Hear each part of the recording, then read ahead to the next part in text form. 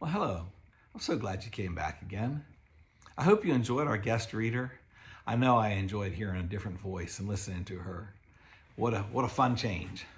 So it sounds like our Hobbit friend has stumbled across quite a vast hoard of gold. And yet, just when I thought going was going well, he stumbled and fell because something brushed past him and his torch has gone out. Let's see what happens next to our Hobbit friend. Only a bat, I suppose, and hope, he said miserably. But now what am I to do? Which is east, south, north, or west? Thorin, Balin, Oin, Gloin, Feely, Keely, he cried as loud as he could. It seemed a thin little noise in the wide blackness. The light's gone out! Someone come and find me and help me! For the moment his courage had failed altogether.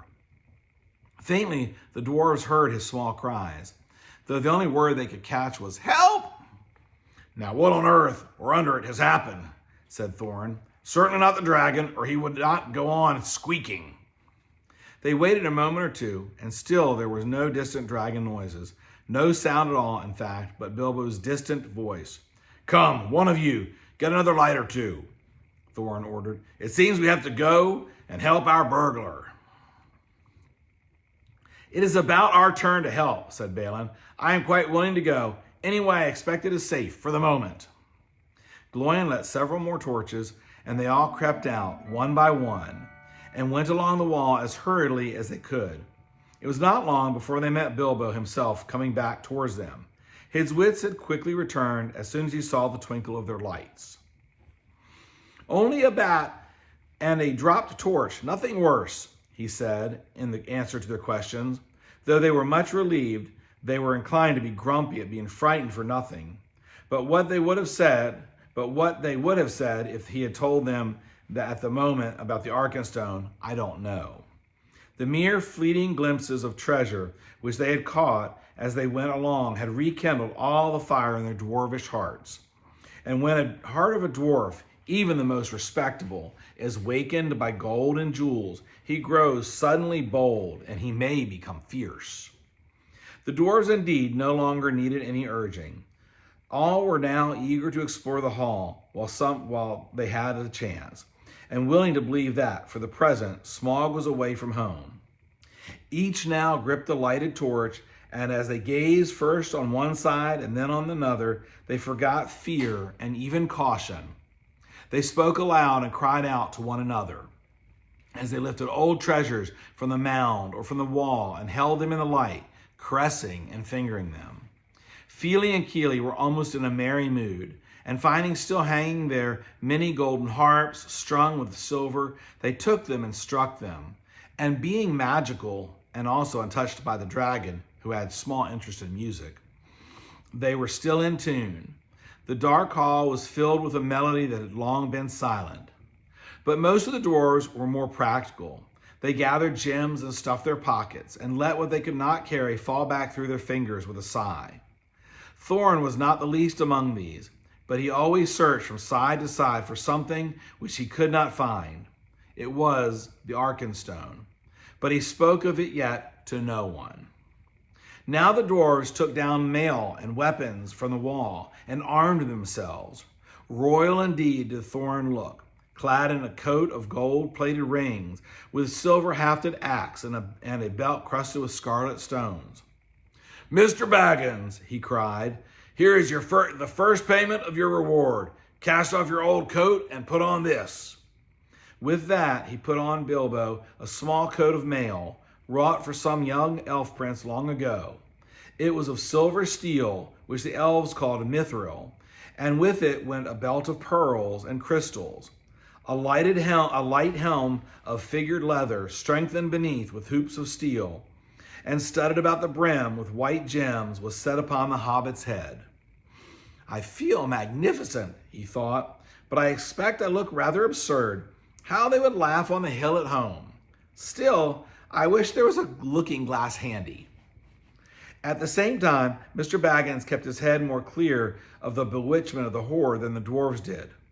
Long before the dwarves were tired of examining the treasure, he became weary of it and sat down on the floor, and he began to wonder nervously what the end of it all would be.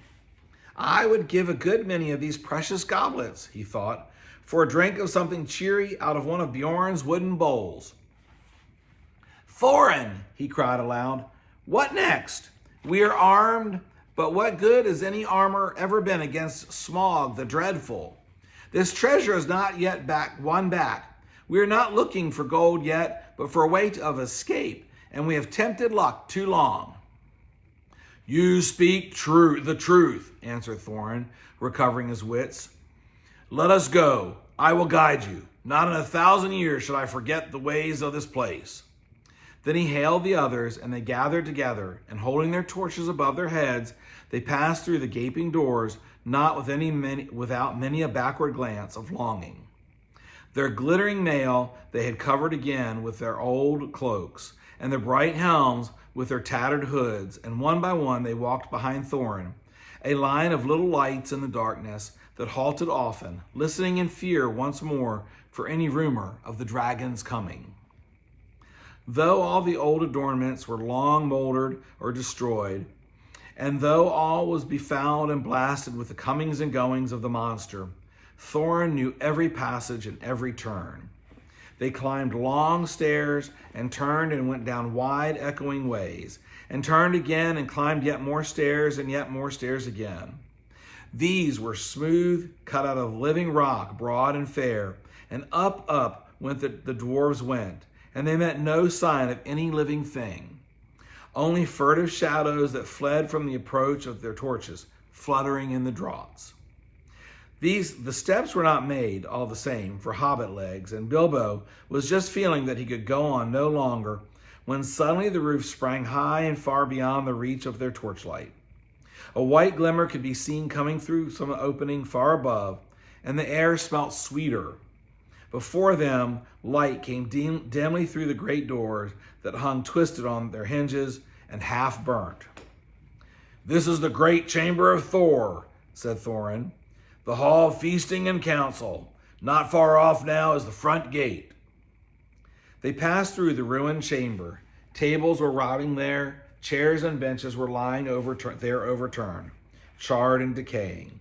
Skulls and bones were upon the floor among flagons and bowls and broken drinking horns and dust. As they came through yet more doors at the farther end, the sound of water fell upon their ears, and the gray light grew suddenly more full. This is the birth of the running river, said Thorin. From here it hastens to the gate. Let us follow it. Out of a dark opening in a wall of rock, there issued a boiling water, and it flowed swirling in a narrow channel, carved and made straight and deep by the cunning of ancient hands. Beside it ran a stone-paved road, wide enough for many men abreast. Swiftly along this they ran, and round a wide sweeping turn, and behold, before them stood the broad light of day. In front there rose a tall arch, still showing the fragments of old carven work within, worn and splintered and blackened though it was. A misty sun sent its pale light between the arms of the mountain, and beams of gold fell on the pavement at the threshold. A whirl of bats, frightened from their slumber by their smoking torches, flurried over them. As they sprang forward, their feet slithered on the stones, rubbed smooth and slimed by the passing of the dragon. Now before them the water fell noisily outward and foamed down toward the valley. They flung their pale torches to the ground and stood gazing out with dazzled eyes. They were come to the front gate and were looking out upon Dale. Well, said Bilbo, I never expected to be looking out of this door, and I never expected to be so pleased to see the sun again and to feel the wind on my face. But ow, this wind is cold. It was. A bitter easterly breeze blew with a threat of oncoming winter. It swirled over and round the arms of the mountain and into the valley and sighed among the rocks after their long time in the stewing depths of the dragon-haunted caverns. They shivered in the sun. And suddenly Bilbo realized he was not only tired, but also very hungry indeed. It seems to be late morning, he said, and so I suppose it is more or less breakfast time, if there is any breakfast to have. But I don't feel that Smaug's front doorstep is the safest place for a meal. Do, let's go somewhere where we can sit quiet for a bit. And I think that is a perfect stopping point for us.